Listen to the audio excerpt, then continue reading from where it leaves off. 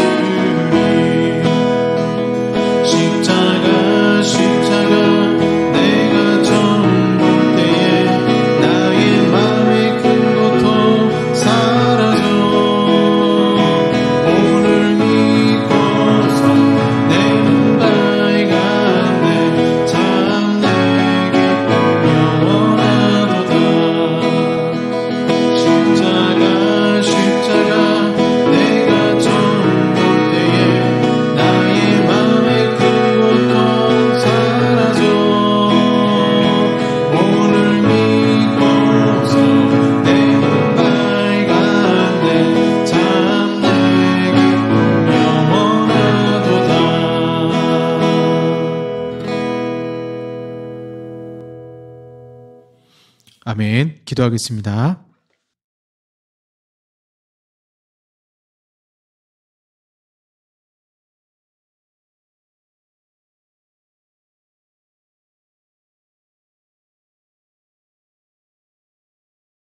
사랑의 아버지 하나님 감사합니다.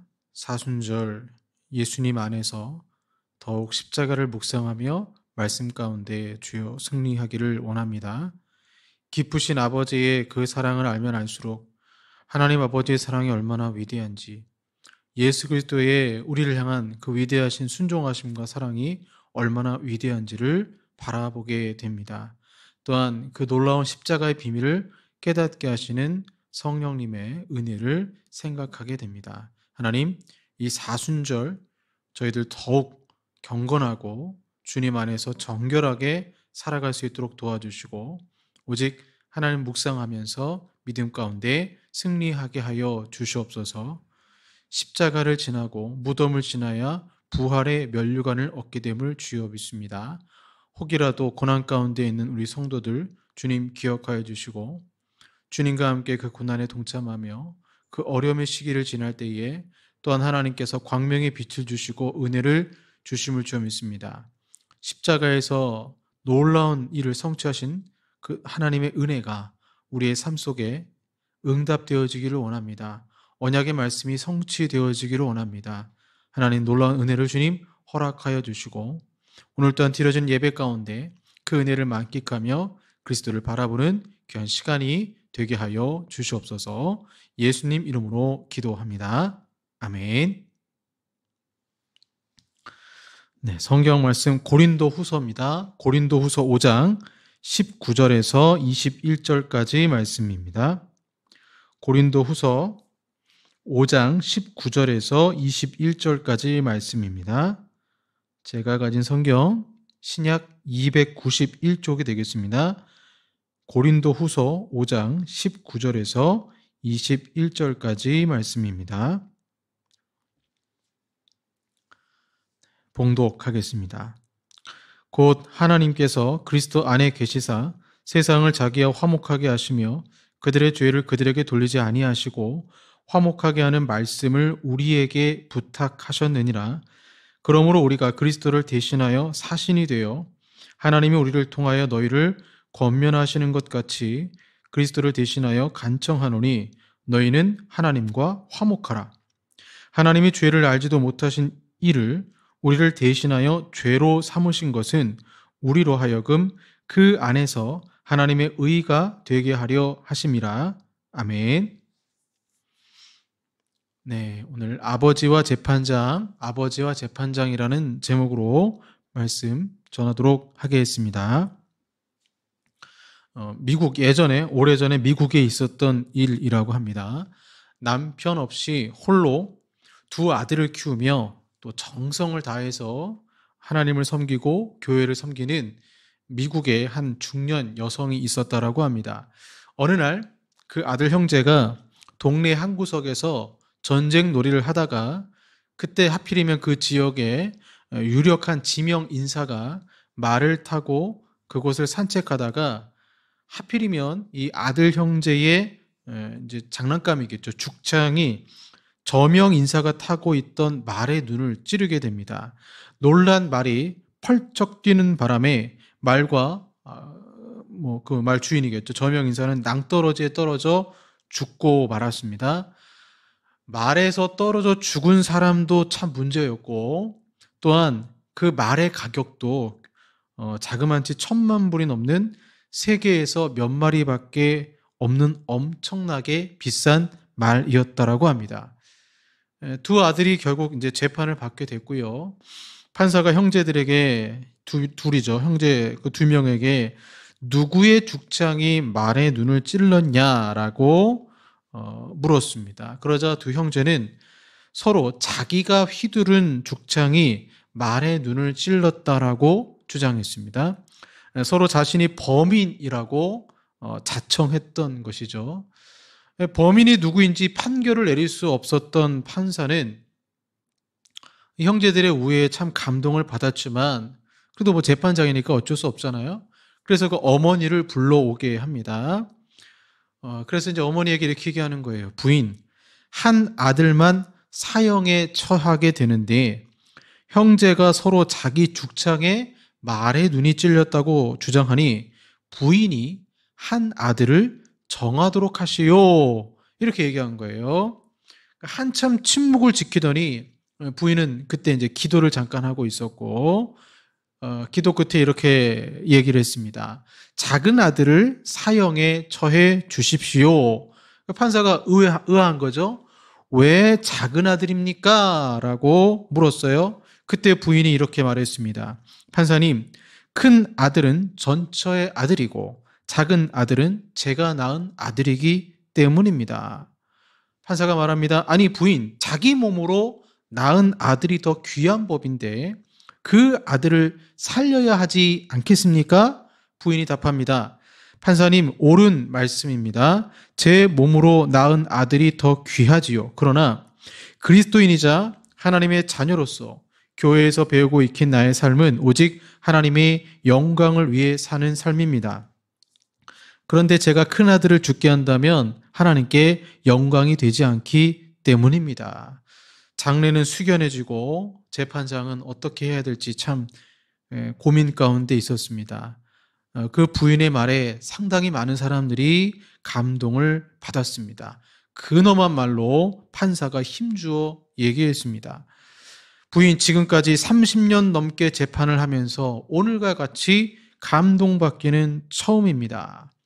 두 아들도 또 그 어머니도 미국 사회를 아름답게 선도할 모범적 가족이라고 판단한 판사는 마지막으로 다음과 같이 힘주어 판결문을 낭독했습니다.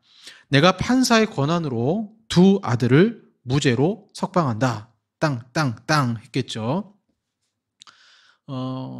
이 비슷한 이야기가 김창인 목사님 설교 중에 나오더라고요. 거기 뭐 이제 우리나라 버전이 되겠죠. 비슷한 얘기가 나오는데 실제로 있었던 이야기라고 합니다. 이북에 북한의 남포에 예배당이 한 곳도 없을 때의 이야기라고 합니다. 선교사들이 평양에 와서 교회를 세우고 선교를 하기 시작했고, 그래서 평양에는 교회가 한두 곳 있었습니다. 선교사의 전도를 받아서 교회 생활을 열심히 하던 한 부인이 평양에서 남포로 이사를 하게 됐습니다. 문제는 남포에는 교회가 없으니 주일날이면 평양으로 예배를 드리러 가는 것이었죠. 근데 거리가 꽤 됐어요. 그래서 뭐 그 당시 뭐 자동차가 있는 것도 아니고 주일날 갈 수도 없고 토요일날 미리 가는데 소달구지를 타고 갔다라고 합니다. 소달구지가 사람 걸음보다 느리잖아요. 그렇게 토요일 올라가 잠을 자고 주일날 예배를 드리고 저녁 예배까지 드린 후에 또 밤을 지내고 월요일에 다시 남포로 돌아왔다라고 합니다. 참 우리 믿음의 선조들은 주의를 지키기 위해서 정말 철저하게 최선을 다했죠. 그런데 그런 부인의 어떤 삶 속에 평생 소원이 있었다면 이 평양까지 왔다 갔다 하는 게 힘드니까 이 남포에 좀 예배당이 있었으면 좋겠다라는 꿈을 가지고 있었다라고 합니다. 그래서 이렇게 기도합니다. 하나님, 나의 힘, 나의 재산을 가지고는 예배당을 지을 수 없습니다. 하나님의 방법으로, 하나님의 도우심으로 예배당을 하나 세워주십시오 라고 간절히 기도합니다. 1년을 기도하고 3년을 기도하고 5년 동안 기도했지만 아무런 징조가 보이지 않았어요. 그래도 부인은 포기하지 않고 인내로 기도를 계속했습니다. 어느 날 또 평양에 예배드리러 가는데 두 이제 아들, 형제를 데리고 간 거죠. 그래서 두 아들이 이제 교대로 소를 몰았던 것입니다. 그래서 한 사람이 소를 몰면 한 사람은 이제 쉬는 거죠. 채찍을 휘두르면서 소를 몰았는데 좀 늦었나 봐요. 좀 빨리 가기 위해서 또 좀 이렇게 빨리 이제 가기 위해서 소 채찍질을 했는데 그때 이제 길이 좁잖아요. 신장로일지라도 또 넓으면 괜찮은데 이게 좁다 보니까 이쪽 가는 사람하고 이제 반대편 오는 사람이 좀 부딪힐 수밖에 없었죠. 그래서 소를 몰던 아들이 옆으로 지나가는 말을 이제 보지 못한 거예요. 그래서 채찍을 때린다는 게 소를 때린 게 아니고 그 옆에 말까지 때려서 말이 깜짝 놀라서 뛰는 바람에 말을 타고 지나가던 제법 나이 지긋한 분이 떨어져 중상을 입었습니다. 결국 경찰서로 끌려갔어요. 근데 뭐 결론이 나질 않아요. 재판에 넘겨졌습니다. 그 재판장에서 두 아들에게 도대체 누가 채찍질을 잘못해서 남의 말을 때려 떨어지게 하여 중상을 입혔냐? 누가 그랬냐? 그러자 둘이 한꺼번에 했을 일 없으니까 한 사람이 좀 자백해라. 근데 그때 또 형제 중에 형이 이렇게 대답을 합니다. 제가 했습니다. 저를 벌 주십시오. 그러자 이번엔 동생이 나섭니다. 아닙니다. 그때 형님이 자고 있었고 내가 소를 몰고 있었으니 내가 잘못을 저질렀습니다. 이렇게 얘기하는 거예요. 뭐 서로 내가 했다라고 하니까 검사가 이제 뭐 안 되니까 어머니한테 도대체 누가 잘못을 했습니까? 라고 물었어요. 그래서 어머니가 나는 그때 너무 피곤해서 졸고 있었기 때문에 어느 아들이 잘못했는지 모르겠습니다. 그러나 기어이 벌을 줘야 한다면 여기서도 마찬가지예요. 작은 아들을 벌 주어 감옥에 보내십시오 라고 말한 거예요. 검사가 이상하게 생각해서 왜 작은 아들을 보냅니까? 물었어요. 그래서 어머니가 답합니다. 큰 아들은 전처의 소생이요. 작은 아들은 제가 이 집에 와서 낳은 친아들입니다. 그러니 전처 소생은 가만히 놔두시고 내가 낳은 친아들을 벌하십시오. 검사가 이 말에 굉장히 감동을 받았어요. 그날의 재판이 끝난 후에 검사가 부인에게 물었습니다. 부인, 당신의 소원이 무엇입니까? 이 검사가 돈이 좀 많았어요. 그러자 그 어머니가 나는 이렇게 평양으로 예배 드리러 가지 않게 남포에 예배당 하나 세우는 것이 소원입니다. 감동받은 검사는 자기의 돈을 털어서 남포에 예배당을 하나 세워줬다고 합니다. 하나님이 하시는 방법이 참 묘하죠. 1년, 4년, 5년 동안 기도해도 안 되던 것들이 10년에 가까운 세월 동안 그렇게 하나님께 기도하며 하나님의 때에 하나님의 도우심으로 예배당을 건축하게 되었다라고 합니다. 오히려 그 사고를 통해서 하나님께서는 그 누구도 예상하지 못한 전화위복의 은혜를 주셨다라는 거죠. 뭐 미국에서 있었던 일이건 뭐 우리 옛 조상에 있었던 일이건 뭐 쌍둥이 예화처럼 그렇죠. 근데 이 예화들이 모두 정말 이 재판장에서의 어떤 감동 주는 그런 이야기잖아요. 요즘 이제 대한민국 국민들은 재판을 보면서 감동을 받는 게 아니고 재판을 보면서 화가 나죠. 예전에는 정의가 있었습니다. 그래서 어떤 정의와 공의가 있었는데 지금은 정의보다는 정치적으로 재판을 하죠. 그런 모습 보면서 이제 국민들이 화가 나는 것입니다. 오늘 본문의 성부 하나님은 어떻게 재판을 하실까요? 하나님의 성품은 공의와 정의, 또 거룩함과 사랑이 공존합니다. 그분은 정의로 재판하시지만 또한 사랑을 품고 감당하십니다. 사람은 모두 하나님 앞에 땅 사형죄에 해당합니다. 죄의 삭은 사망이라고 했고 이를 벗어날 사람은 아무도 없습니다. 우리는 마지막 때에 하나님의 법정에 서게 됩니다. 우리의 모든 죄악이 적힌 행위책이 있을 것이고 변명할 수도 없습니다. 자신의 의로 무죄 판결을 받을 사람은 없으며 그렇게 둘째 사망으로 저 지옥으로 떨어지게 됩니다. 그런데 우리 아버지 하나님은 사랑의 하나님이세요. 하나님은 당신의 자녀들이 둘째 사망에 이르기를 원치 않으십니다. 어떻게든 당신의 자녀가 구원받기를 원하시고 그러려면 그 1차적 조건이 마치 그 두 형제 법정에 세운 것처럼 법정에서 무죄 선고를 받는 것입니다. 즉 하나님이 법적으로 우리를 용서하셔야 우리는 구원을 받고 저 아름다운 천국에 영원히 살 수 있게 되는 것이죠. 구약 성경에서는 어떻게 죄인들을 용서하셨습니까? 무작정 자비로 용서하지 않았어요. 오히려 구약에 보면 성부 하나님의 진노하심도 많이 나옵니다. 이사야 5장 16절에 보시면 오직 만군의 여호와는 정의로우심으로 높임을 받으시며 거룩하신 하나님은 공의로우심으로 거룩하다 일컬음을 받으시리니 이러한 하나님이 산에 강림하면 출애굽 백성들이 너무 무서워서 모세가 대표로 가서 하나님을 만나고 우리한테 얘기해달라라고 말할 정도였습니다. 하나님의 거룩하심은 곧 완전하심이죠.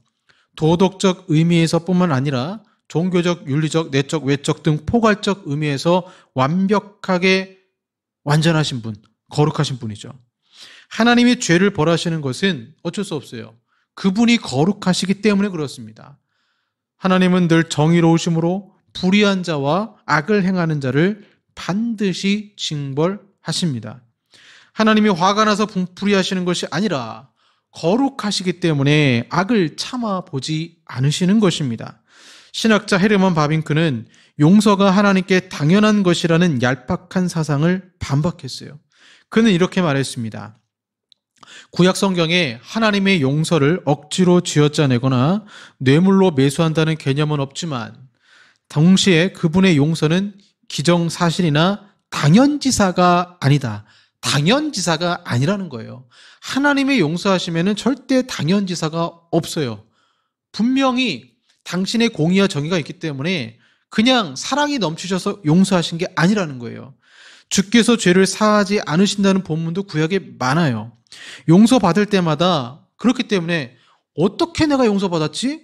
그 용서받을 때마다 그 하나님의 용서하심에 대해서 경외심을 갖고 경이롭게 여겨야 한다는 게 헤르만 바빙크의 주장입니다. 그렇습니다. 여러분, 구약에 절대로 하나님이 죄를 쉽게 용서하지 않았어요. 그래서 제사 제도를 마련하실 때도 제물이 없으면 양이나 소, 또 가난해서 제물을 드릴, 가축을 드릴 힘이 없으면 소제라도 드려서 용서를 받아야 했습니다. 제물이 없으면 용서도 없었던 것입니다. 여러분, 판사가 어떤 역할을 합니까? 법리에 따라 심판합니다. 법정에서 죄인이 아무리 불쌍하고 눈물을 흘리며 선처를 호소해도 재판장은 원칙대로 판결해야 합니다. 하나님이 얼마나 무서운 분인지 이사야가 높이 들리신 거룩하신 하나님을 뵙고 고뇌 속에서 자신의 철저한 죄성을 자백했을 때 하나님은 즉시 그의 죄를 사해 주셨습니다. 죄를 가볍게 여기는 사람은 철저히 심판하시고 죄를 정말 무겁게 생각하는 사람은 즉시로 용서하셨던 것입니다. 그래서 구약에서 성부 하나님의 용서는 신기하고 이해할 수 없는 선물이라 라고까지 얘기를 하죠. 너무나도 무섭고 거룩하신 분이 그분의 성품에 맞지 않게 사랑으로 용서하시기 때문입니다. 그리고 민수기 14장 18절에 여호와는 노하기를 더디하시고 인자가 많아 죄악과 허물을 사하시나 형벌받을 자는 결단코 사하지 아니하시고 아버지의 죄악을 자식에게 갚아 3, 4대까지 이르게 하리라 하셨나이다. 이렇게 말씀을 하시는 거예요. 진노의 하나님이 나와요. 근데 또 한편으로는 만대까지 은혜를, 천대까지 은혜를 베푸시겠다는 용서의 하나님도 나옵니다. 여기서 팽팽한 긴장감이 생기는 거예요. 긴장감. 어느 쪽인가? 그분은 죄인을 용서하시는 사랑의 하나님인가? 아니면 죄인을 벌하시는 공의의 하나님인가? 정답은요, 양쪽 다 하나님이세요. 양쪽 다 그분이에요. 완전한 공의와 사랑의 팽팽한 긴장감이 여러분 어떻게 해결이 됐을까요? 이 부분이 바로 요한복음 3장 16절 말씀이죠. 그리고 그 이후의 말씀에 하나님이 세상을 이처럼 사랑하사 독생자를 주셨으니 이는 그를 믿는 자마다 멸망하지 않고 영생을 얻게 하려 하심이라. 얼마나 사람들이 좋아하는 말씀입니까? 그런데 그 요한복음 3장 36절에는 이렇게 나와요. 아들을 믿는 자에게는 영생이 있고 아들에게 순종하지 아니하는 자는 영생을 보지 못하고 도리어 하나님의 진노가 그 위에 머물러 있느니라. 분명히 3장 16절에는 세상을 이처럼 사랑하사 독생자를 주셨고 믿는 자는 멸망치 않는다라고 했는데 36절에는 아들에게 순종하지 아니하는 자는 영생을 보지 못하고 도리어 하나님의 진노가 그 위에 머물러 있다라고 말씀을 하십니다. 그리고 오늘 본문을 보시면 21절에 하나님이 고린도후서 5장 21절입니다. 하나님이 죄를 알지도 못하신 이를 우리를 대신하여 죄로 삼으셨다, 이렇게 나오는 거예요. 요한복음 3장 안에서도 사랑의 하나님과 심판의 하나님이 나옵니다. 즉 오늘 설교 제목처럼 아버지와 재판장이 동시에 등장하는 것입니다. 만약에 여러분, 내가 재판장인데 내 자녀가 범죄를 저질러서 하필이면 나한테 재판을 받는다고 생각을 해보세요. 그러면 재판장은 자기 자식에게 어떻게 판결을 내려야 합니까? 죄가 있어도 넘어가야 할까요? 아니면 너는 내 자식이기 때문에 나의 명예를 더 더럽혔으니 더 달게 벌을 받으라고 해야 할까요? 둘 다 극단이에요. 아닙니다. 더하지도 말고 빼지도 말고 다른 죄수들처럼 형량을 똑같이 때리면 됩니다. 하나님의 법정에는 무전유죄, 유전무죄가 없어요. 친인척 비리도 없어요.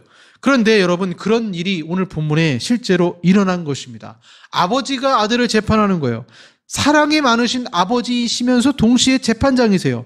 그런데 그 동시에 공의와 정의와 그다음 사랑이 많으신 아버지가 당신의 아들을 오늘 본문의 재판장에 세워서 죄로 삼으셨다라는 것입니다. 이 세상의 죄에 대하여 심판하시는 분이세요. 그런데 인간들을 사랑하셔서 사람이 구원받기를 원하십니다. 하나님은 단순히 사랑의 하나님이 아니며 진노의 하나님만도 아닙니다. 왜 그리스도인들이 잘못된 신앙생활을 합니까? 사랑의 하나님만 믿는 사람은 응석바지처럼 살아가고 진노의 하나님만 믿는 사람은 학대당한 아이처럼 살아가는 것입니다. 아버지의 사랑과 재판장으로서의 심판을 동시에 보여주는 것이 바로 십자가인 것입니다. 오늘 본문의 하나님은 19절에 세상을 자기와 화목하게 하시길 원하셨어요. 구약에서는 실제로 이스라엘 백성들이 하나님과 화목하기 위해서 화목 제사를 드린 것처럼 죄의 문제를 해결하고 피조물인 우리와 화목하기를 원하시는 것입니다.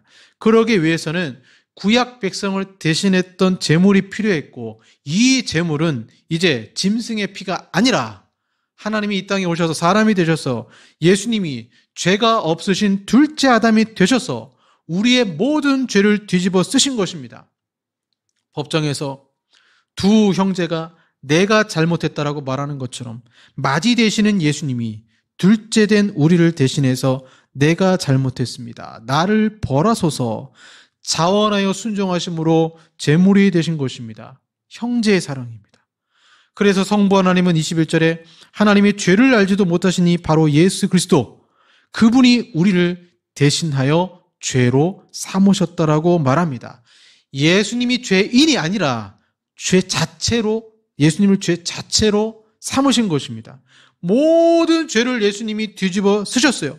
이 죄를 십자가에 못을 박아야 되는데, 이 죄를 십자가에 못 박으려면, 그래야 없어지는데, 죄로 인한 형벌과 저주가 같이 사라지잖아요.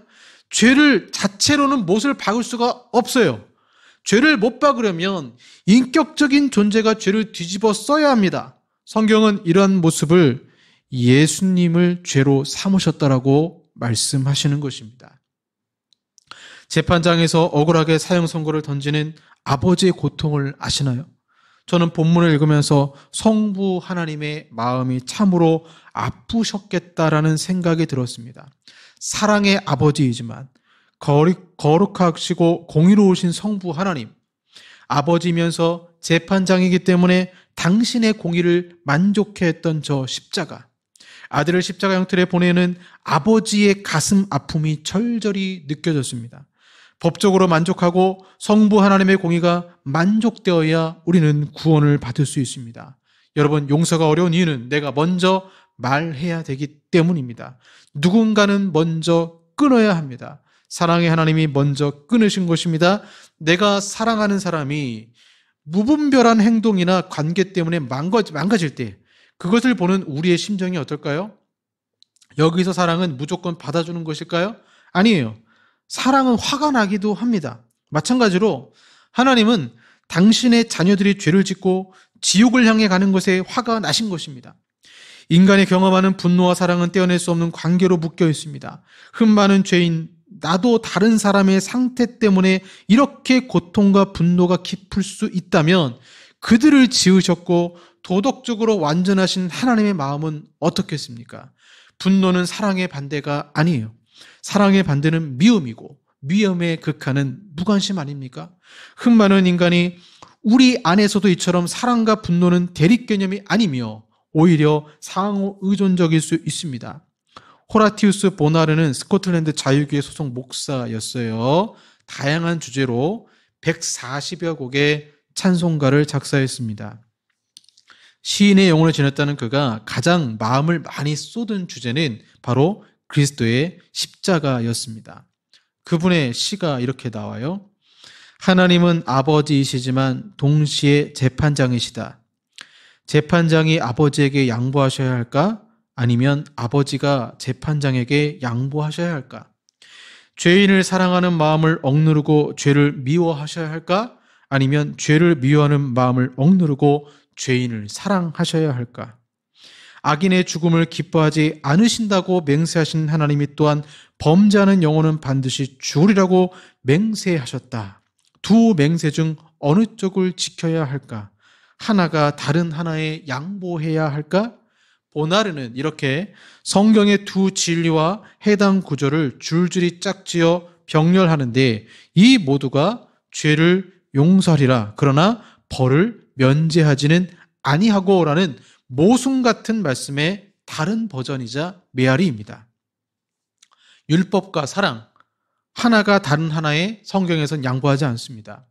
둘 다 건재해야 하나님이 만드신 법률, 우주의 기둥이 흔들리지 않습니다. 이 긴장 속에서 예수님이 나선 것입니다. 예수님이 십자가를 지시며 아버지와 재판장 중 어느 하나도 성부 하나님이 양보 안 하셔도 되게끔 예수님이 행동을 하신 것입니다. 사랑과 율법, 그래서 둘 다 승리했습니다. 하나가 다른 하나에 양보하지 않았어요. 각자 한치도 물러서지 않았습니다. 오히려 각자 명예롭고 영화롭게 되었습니다. 하나님의 이런 사랑처럼 크고 높고 치열하고 희생적인 사랑은 그 어느 때도 없었고, 율법이 이토록 순수하고 넓고 영화롭고 냉혹한 적도 없었습니다. 타협은 없었어요. 율법과 사랑은 둘 다 본분에 한껏 충실했고 1.1핵도 꺾이지 않았습니다. 하나는 극도로 엄격했고 다른 하나는 극도로 자유로웠어요. 둘이 하나로 합쳐진 이때보다 더 사랑이 사랑다운 적도 없고 율법이 율법다운 적도 없습니다. 이것이 뭡니까? 바로 십자가입니다. 십자가는 재판장 하나님 아버지, 또한 우리의 아버지 되시는 하나님을 완전히 충족시키는 것입니다. 이 위대하신 아버지의 계획하심과 예수 그리스도의 사랑으로 우리가 구원을 받았는데 어떻게 우리가 인생을 가볍게 살 수 있겠습니까? 왜 요한복음 3장 36절에는 아들에게 순종하는 자는 형벌을, 순종하지 않는 자는 형벌을 받는다고 했을까요? 아들이 하나님의 마지막 사랑이에요. 아들을 내어주시면 하나님 마지막 사랑이에요.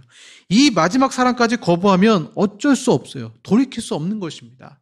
사랑하는 여러분, 예수를 죄로 삼으시고 재판장으로서 할 일과 아버지로서의 할 일을 이루신 이 위대하신 하나님의 사랑을 거부하지 마십시오. 이 섭리와 사랑을 믿으십시오. 인생을 가볍게 살지 마십시오. 저와 여러분에게 주어진 인생은 두 번째 인생입니다. 실패한 인생 부르셔서 이제 하나님 믿고 아들을 따르라고 인도하셨습니다. 주의 말씀에 순종하시고 이 사순절 경건하고 거룩하게 보내시고 승리하시길 바랍니다. 기도하겠습니다. 재판장 되시는 하나님, 또 우리의 아버지 되시는 하나님, 공의와 사랑을 어느 것 하나 양보하지 아니하시고 예수를 죄로 삼아 완벽하게 이루신, 그러나 그 아들을 십자가로 보내었던 그 쓰라린 고통과 아픔을 경험하신 그 아버지 하나님을, 그 위대하신 사랑을 이 시간 아버지 앞에 고백합니다. 그러기에 우리가 인생을 가볍게 살 수 없고 우리 남은 인생 주의 위대하신 사랑을 찬송하고 경배하며 살게 하시고 주의 말씀에 순종하여 아들을 우리 안에 품고 주님 안에 거하여 생명력 넘치게 풍성한 삶을 살 수 있도록 주님 또한 인도하여 주시옵소서. 예수님 이름으로 기도합니다. 아멘. 아버지 사랑 내가 노래에 그 사랑 찬양하겠습니다.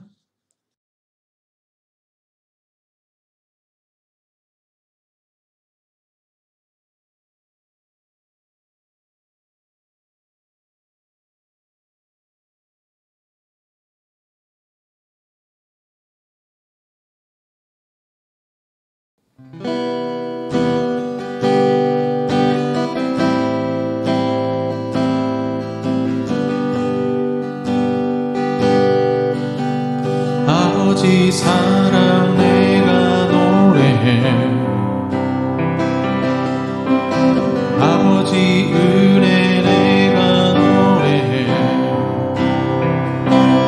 그 사랑 변함없으시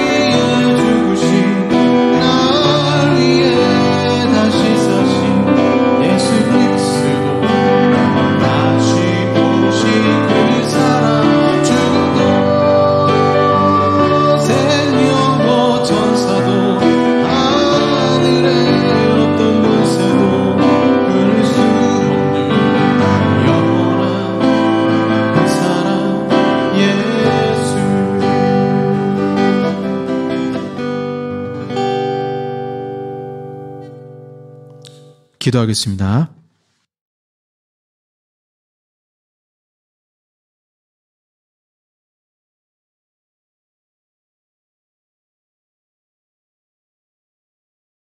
위대하신 하나님의 사랑을 찬송하며 오늘도 아버지 앞에 귀한 예물 드립니다. 아버지 하나님, 감사로 드리는 이 예물을 위해 또한 눈물의 기도를 드리고 마음의 소원을 드리는 그 모든 심령들마다 주님의 사랑으로 가득 넘치게 하시고 한 주 동안도 주의 말씀 가운데 믿음 가운데 승리하게 하셔서 더 깊이 주님과 교제하며 주의 풍성한 은혜를 누리게 하여 주시옵소서. 예수님 이름으로 기도합니다. 아멘. 지금은 우리 구주 예수 그리스도의 은혜와 성부 하나님의 사랑하심과 성령 하나님의 교제교통 역사하심이 아버지이시면서 재판장 되신 그 놀라운 하나님의 사랑과 또한 율법을 완성하신 그 위대하신 사랑을 우리가 경험하며 승리하기 원하는 우리 사랑하는 성도들과 한국 교회 위에 영원토록 함께 있을지어다. 아멘.